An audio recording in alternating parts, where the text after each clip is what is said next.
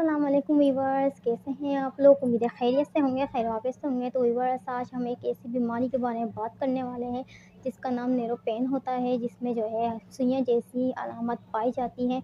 तो आज हम इस बीमारी के बारे में तफ़सील से बात करने वाले हैं कि इस बीमारी के क्या-क्या नुकसान होते हैं, ये इस बीमारी से क्या-क्या इंसान के जिस्म में तब्दीलियाँ आती हैं, क्या-क्या उनको बीमारियों का सामना कर सकता है। तो आज की वीडियो में मैं आपको तफ़सील से बताने वाली हूँ, तो वीडियो को एंड तक ज़रूर देखिएगा और चैनल को सब्सक्राइब करना ना भूलिएगा और मेरी वीडियो अच्छी लगे तो लाइक ज़रूर कीजिएगा। तो चलते हैं अपनी आज की वीडियो की तरफ। तो व्यूअर्स, ये जो बीमारी है न्यूरोपेन जिसे कहते हैं, तो इसमें सुइयाँ जैसे चलना महसूस होता है, जैसे कि आपके जिस्म पे बहुत सारी चींटियाँ चल रही हैं, सुइयाँ चुभ रही हैं, कभी कहीं दर्द उठ जाता है, कभी कहीं दर्द उठ जाता है। इससे बहुत सारे मसले मसाइल जो है नज़र आते हैं, जिसकी वजह से इंसान को पूरी रात पूरा दिन बेचैनी रहती है और सुइयाँ चलना जो है ऐसा लगता है जैसे किसी ने चींटियाँ सी छोड़ दी हैं जो जिस्म पर नोच रही हैं, काट रही हैं। तो इस बीमारी की वजह से इंसान को और भी बीमारियों का सामना करना पड़ता है। अगर ये बीमारी का वक़्त पे इलाज ना किया जाए तो इससे जो है आपको हार्ट अटैक का सामना करना पड़ता है। हार्ट अटैक आ सकता है, फ़ालिज का अटैक हो सकता है, कहीं भी कोई भी हिस्से पे फ़ालिज गिर सकती है, चाहे वो हाथ हो, पैर हो, आँखें हो, और उससे जो है दिमाग की जो रग जो है उस पे भी असर पड़ता है। कोई भी रग जो है दिमाग की अगर डैमेज हो गई, मेन रग जो है अगर दिमाग की डैमेज हो गई, उससे इंसान की जान को भी ख़तरा हो सकता है।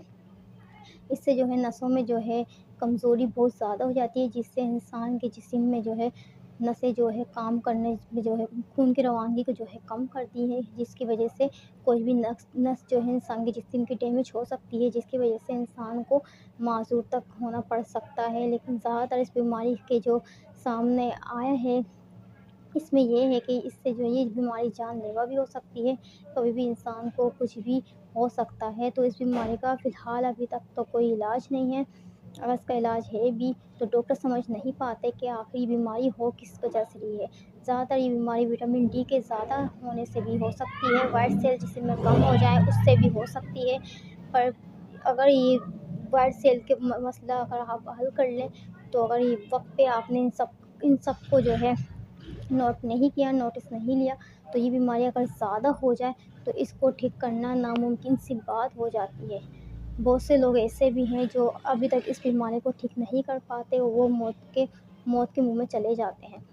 तो आपसे यही रिक्वेस्ट है, अगर आपको कुछ भी ऐसा फ़ील हो तो आप घर में ना बैठें, आप अपने डॉक्टर से फ़ौरी तौर पर रजू करें।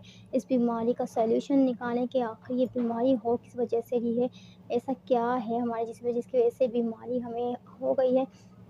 बहुत से लोग इसको शुगर की अलामत भी कहते हैं, पर ज़रूरी नहीं है कि ये सुइयाँ चुभने जैसी अलामत शुगर में ही हो, शुगर वाले पेशेंट होते हैं उनको ही हो। लेकिन ये बीमारी ज़रूरी नहीं है कि शुगर पेशेंट को ही हो, क्योंकि बीमारी जो है और भी रीज़न की वजह से हो सकती है, जो आपका अपना डॉक्टर ही मालूम कर सकता है। इसके बहुत से टेस्ट भी हो सकते हैं, जिसके आपको बहुत सारे टेस्ट करवाने पड़ सकते हैं।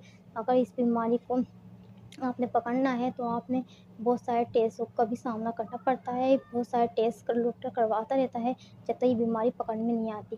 तो व्यूअर्स, ये थी आज की वीडियो, उम्मीद है अच्छी लगी होगी। तो मिलते हैं इस तरह नेक्स्ट वीडियो में। अल्लाह हाफ़िज़।